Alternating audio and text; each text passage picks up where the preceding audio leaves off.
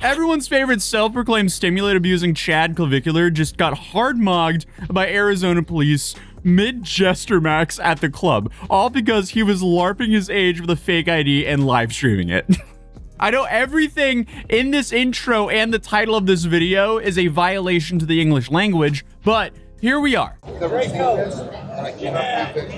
Is a New York Times setup if I've ever seen one. This feels like...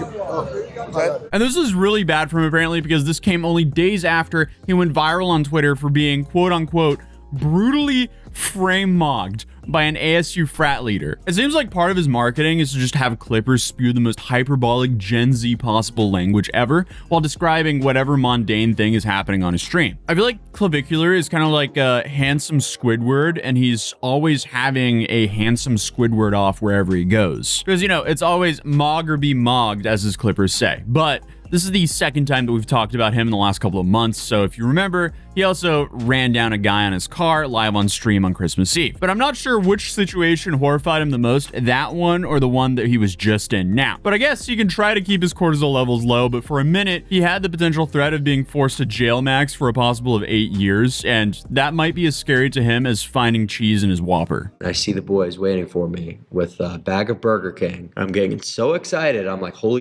So the first thing I'm getting is Burger King right out of lockup, straight to a bag of Burger King, a Whopper waiting for me. I'm getting, oh my God, I start getting all hyped up. I was like, dude, I just forgot about everything bad that had happened in the past 24 hours. I get in the car and I'm unwrapping the Burger King and there's f***ing cheese on it. My cortisol levels jumped so high through the roof.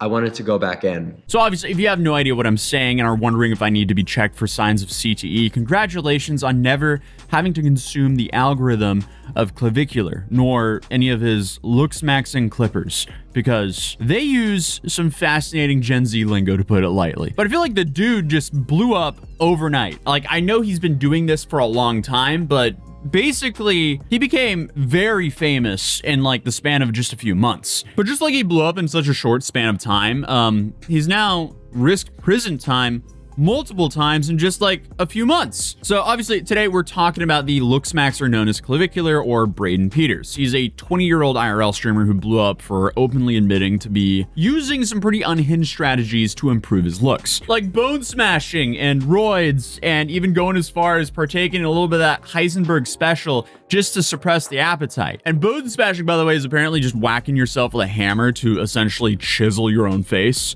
So like he'll just like sit and whack his cheekbones to be, you know, to have a more defined cheek. I guess that works. Who knows? Essentially, we're just reaching new levels of being vain here. So I actually do have a new lean maxing strategy that's quite controversial, and I'm not exactly going to advise that you do this, but what I did was I basically blasted for 3 days. I spammed a combination of Adderall and ketamine for appetite suppression, and I literally went on a 3-day fast and stayed awake the entire time, and I lost 5 pounds. So that was probably the craziest thing I've ever done, but it's a look. Like I said, guys, I'm not gonna sit here and act like I'm some good influence. Don't do that. Don't do that. That's what I did. I'm crazy. So yeah, I was essentially doing for hollow cheeks. But apparently it's trouble in paradise because in the more recent months his fans have been upset because he's already showing signs of descending, which is, I guess, skipping the gym to stream more and admitting to only eat fast food. And now he's been arrested on charges of forgery, use of fake ID, and drug possession while live on Kick. Naturally though, Clavicular was hooked up with the best lawyers by none other than Aiden Ross. This is basically just a deja vu moment from his last situation we covered back at the end of December. A little rundown about this Clav situation. They're trying to make an example out of him, and that's why they're saying he has to go to court in 2-3 weeks. So let me explain to you guys what the I did. I called Clav. We're getting the best lawyers. But Clav, I'm gonna make sure that, like, I want you to get to the health you deserve. Nobody deserves to at a young age. When, you know what I mean? Like, I just care. I want him to just, you know, be in a good spot. But instantly, the clips of him being arrested began circulating everywhere with mocking captions like, Clavicular got brutally mogged as he criminal maxed by LARPing his age with a fake ID in Arizona, got handcuffed, but kept his cortisol levels low. Okay. If anything, it seems like the general consensus of the internet was who cares or about time, but people joked about him getting frame mugged by his cellmates and turned him into countless memes, offering basically zero sympathy, all while he spent the night in an Arizona prison. And they of course live streamed his bail hearing the next day on February 8th, where his presumably expensive lawyer started by arguing semantics about whether or not the charges apply to him because he had absolutely no intention to defraud anyone with his fake ID. The forgery count, ARS 1322 indicates that a person commits forgery with the intent to defraud, and then goes on to say knowingly possesses the instrument. There is absolutely nothing in this Form 4 that indicates that he was possessing any forged item with the intent to defraud anyone. He was asked by law enforcement what his name and date of birth was. He provided his true name and date of birth. Once he was searched and information was taken from his person, that is where that fake ID was located, according to the Form 4. And the lawyer also claimed that the staff allowed him in on some basis that he was a promoter, and that was somehow on the establishment, I guess for convincing him that he was legally allowed to be there by allowing him in. As it relates to the next count of entering into a licensed facility using a fake ID, there is nothing in the Form 4 here that indicates that that is true at all. What is indicated in the Form 4 is that law enforcement spoke with the staff of that establishment, and they believed that he was there as a promoter, and the employees who provided information to law enforcement never said anything about him using a false ID to gain access to that establishment. Instead, what they said was that they believed that they had gone through the proper channels in order to get him hired on as an employee to serve as a promoter for that establishment. Nothing in the Form 4, nothing that law enforcement had access to during this arrest gave them any reason to believe that he used a fake ID to get into that establishment, or that anybody said that he used a fake ID while he was at that establishment. In my opinion, still not a great argument, but okay. Then they moved on to the drug charges. Naturally, the Chad lawyer suggested this was also just nonsense, since Clavicular could have very well had a prescription for this. He just simply didn't have it at the time. The prescription drugs that are alleged to have been found on his person. There's nothing in this to establish that he does not have a valid prescription. He was not able to produce a valid prescription according to law enforcement this evening, but that doesn't mean that he doesn't have a prescription. He then says the police shouldn't have found the drugs because they didn't have cause to search him. Because they had no probable cause to place him under arrest for those two predicate offenses, they had nothing to establish that they had the right to search his person, and that's what ultimately gets them to what they are alleging to be illegal substances, prescription substances. They didn't have any right in this case to place him under arrest because there is nothing in this Form 4 that establishes either of those two predicate He's cooking, bro. And it is interesting to see his fans foam at the mouth and form a digital mob in the chat towards everyone involved in charging him while they await his bail with his friends and camera in his car. Like, even when she points out that he quite literally streamed himself wandering around ASU trying to obtain Adderall from strangers and then was arrested with one lone capsule floating loose in his pocket. It indicates that it was a one loose pill. Additionally, I would point out that there's information in the Form 4 that Mr. Peters had been live streaming himself approaching individuals in Old Town Scottsdale asking if he could obtain Adderall. So certainly that factual information would negate the assertion that he in fact has some type of valid prescription for that.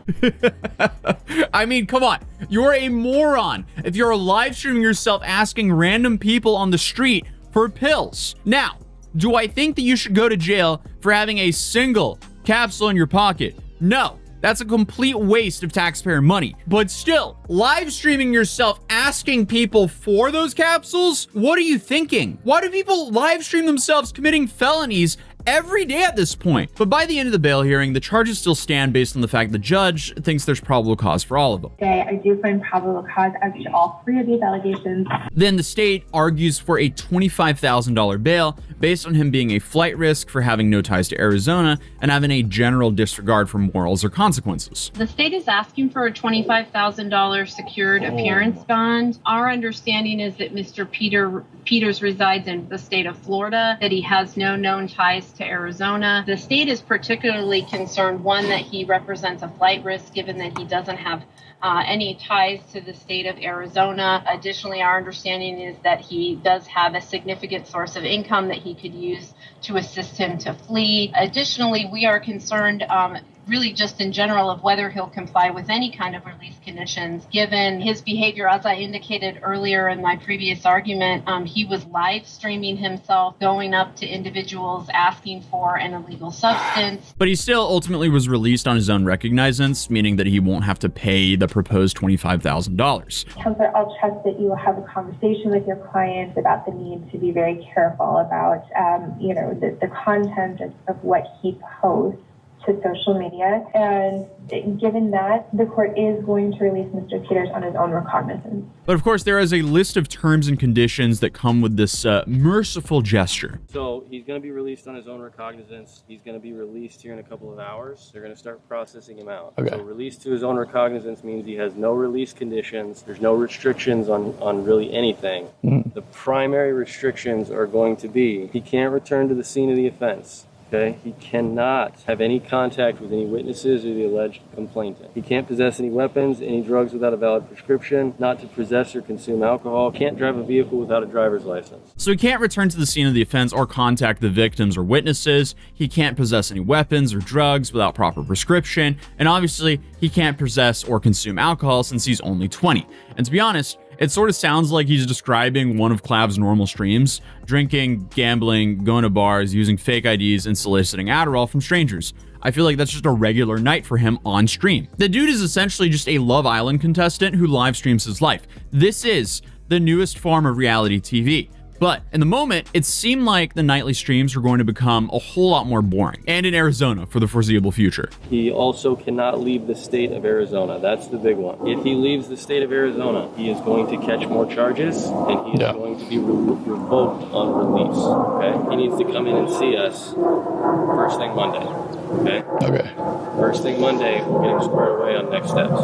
And this is because at the time, he wasn't allowed to leave the state until his hearings at the end of February. And even then, he wasn't totally sure when he would be able to leave Arizona, with some sources saying that he could be looking at as many as 8 years for this, which would be absolutely crazy for a single capsule. But those also are just numbers. There's no way he would actually get the full sentence. It's kind of like with the Jack Doherty stuff. There's no way Jack is getting the full sentence of what he's currently facing in Miami. And then you had Clippers saying he was facing like a total of 15 years, which is crazy. But also, I mean, after looking at that tweet again, I keep forgetting that he hit someone with a car. I haven't heard about this civil lawsuit until now, but that is also super interesting. But he was really quickly to go back to streaming, even though it was quite a lot tamer than his ASU streams from the days prior, or any of his previous streams in general. But hey, you got to make a living one way or the other, so he was back to streaming. It's the assistant's fault, not mine. What the I'm gonna freak out. I'm gonna freak out, dude. Cheese on it. I can't do this, bro. I can't do this. But a lot of people started saying something about him beginning to fumble ruins his persona. What the is this? I wanna go home. Really? You don't want to eat? Try. How are we gonna go about this? But I don't think too many people buy into his shtick, and I only absorb his content against my will for, I guess you can say, journalistic purposes or in memes. But now we're witnessing him nervously second-guessing himself on things that he can and can't say. For legal reasons, I really can't do. I'm not gonna gamble because I just need to talk to more lawyers and figure out like what even content can I make, because you can't drink. There's a lot of terms to my release that they're just waiting. If I up one time, even on a desktop stream, the cops will be arresting me probably within 10 minutes. They're watching all the time, so that's why I really just can't do. I have no idea what I can do. I have no idea what I can say. I thought he was all about mogging. I wouldn't say he's mogging here. That's such a stupid term. Mr. Peters, do you understand that you have court hearings on February 23rd at 8:30 a.m. and February 26th at 8:30 a.m.? Yes, I do. Okay. Do you understand that you must make an appearance at both of those hearings? Yes, I do. Okay. And do you understand the importance of resolving this matter? Yes, I do. Okay. But Clav then spent the next few days mostly silent online, aside from a couple of awkward desktop streams where his chat complained about him not doing IRL content out of fear for repercussions. But a day before the news dropped, he hinted at being only one day away from something that could or could not happen, and told his chat doing an IRL stream simply wasn't worth the risk. I basically decided that it was a bad idea for me to go IRL when there's one day until something could or couldn't happen, is all I'm gonna say in my legal case. So IRLs are unpredictable, so I'm gonna keep it chill on here. You know, the feds are watching anyway. And within 24 hours, tweets and then eventually news reports started coming out stating that the charges had been dropped. Because according to Joseph Bernstein of the New York Times, the Maricopa County attorney dropped the charges against the streamer.